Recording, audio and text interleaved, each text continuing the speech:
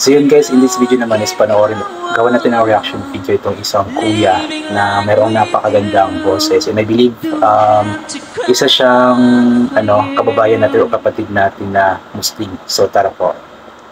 Do I have to don't wanna close the door. Ang ganda ng boses.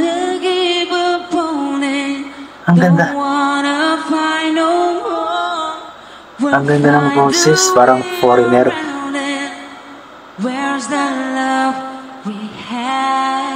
Ang ganda pakinggan ng boses, napaka lambing ng boses. At tawag dyan, napaka lamig. And Armac Vlog po support. Tell me what you wanna do, 'cause I can live my life ang galing. the way you want me to. Ang lamig ng boses. You know I can't go on living like we do. Do I have to cry for you? Ang galing. Kapag ganito yung boses, ang sarap matulog.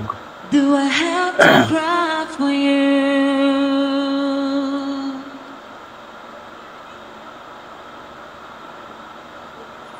So tell me where it's for.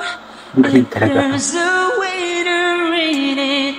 Nobody keeping score. Let's start from the beginning. Can we make it last?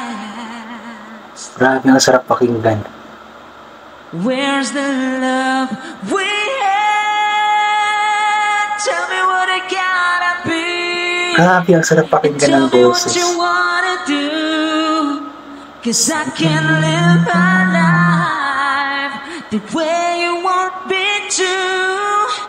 Parang original na singer. Go on, living like we do. Do I have to cry for you? Do I have to cry for you? Nasira yung mic. Till the morning again. Do I have to say I will let you get away? Wag ng second voice. Sira nga yung mic. Tell me what you wanna do, 'cause I can't. Sira nga yung mic, sayang. Ang sarap na ng boses niya.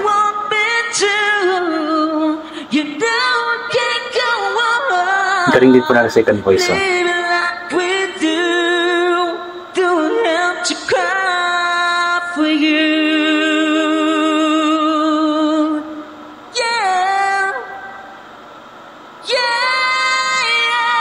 Oh.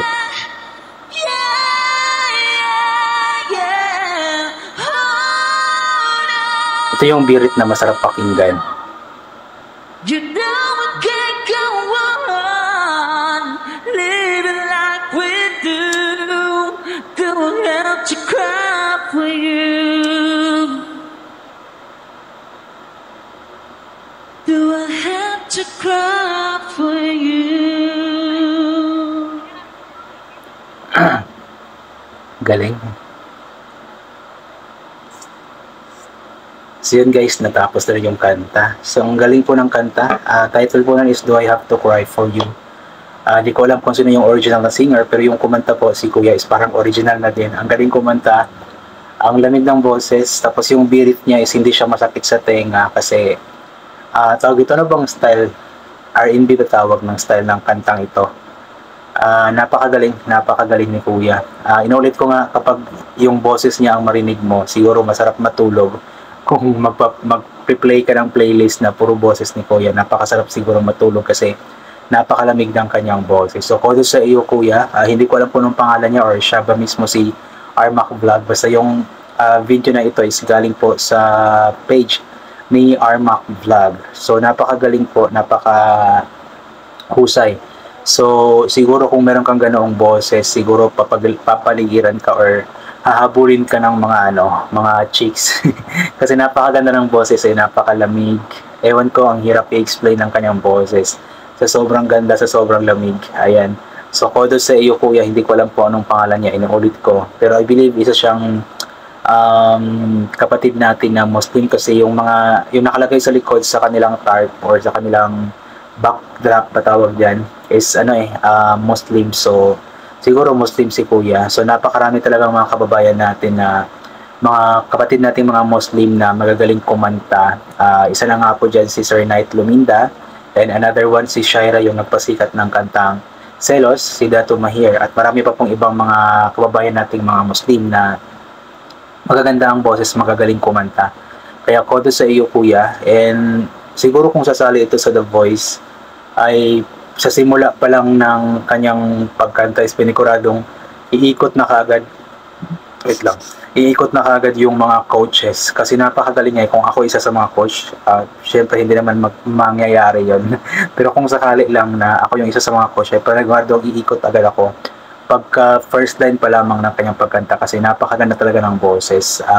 Malamig, sobrang lamig ng kanyang boses, sarap pakinggan at sarap matulog kapag boses niya ang maririnig natin. And yeah, we'll hope na yun, makasali sana talaga siya sa mga national competitions like sa The Voice, sa Tawag ng Kahalan, Singaling, The Clash, at panigurado akong malaki yung kanyang chance na manalo. And we'll hope na sana talaga mabigyan siya ng pagkakataon na magkaroon ng break sa industriya ng musika sa Pilipinas. Sana may makadiscover, sana sumikat, kasi talagang karapat-dapat niya na sumikat. Ito yung mga dapat nating suportahan, itong mga talento ng ating mga kababayang Pilipino, especially pagdating sa singing. Talagang magagaling ang mga Pilipino pagdating sa pagkanta.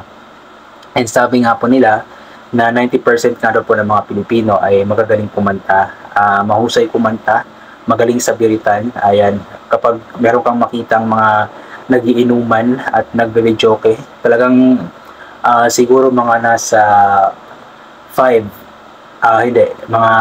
or 7 out of 10 siguro magagaling kumanta. Ganun po yung mga Pinoy, pero hindi po ako kasali doon sa 10%, sa 90% na magaling. Doon po ako sa 10% na hindi magaling, hindi marunong.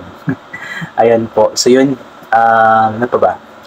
So yun guys, yun lamang po yung yung komento ko sa boses ni Kuya. Pagdating po sa mga technicality ng boses is hindi po ako nagko-komento ng about dyan, kasi wala po akong alam pagdating dyan sa mga vibrato or sa soprano, ano bang tawag-tawag dyan, kasi hindi po ako singer, so wala akong alam sa mga ganyan. So yung komento ko po is about lamang po sa kung ano yung narinig, nakita ko. Kumbaga general comments lang ng mga isang audience para sa isang kumakanta. Yan. So hanggang dito na lang po itong gagawin ko na reaction video. God bless po sa ating lahat. Ugaliin po natin magdasalang pasalamat sa lahat ng mga bagay na ating natatanggap, kahit di man po natin ito hinihingi. God bless po sa ating lahat, at bye for now po. Ingat-ingat po. Thank you so much and God bless ulit. Bye-bye.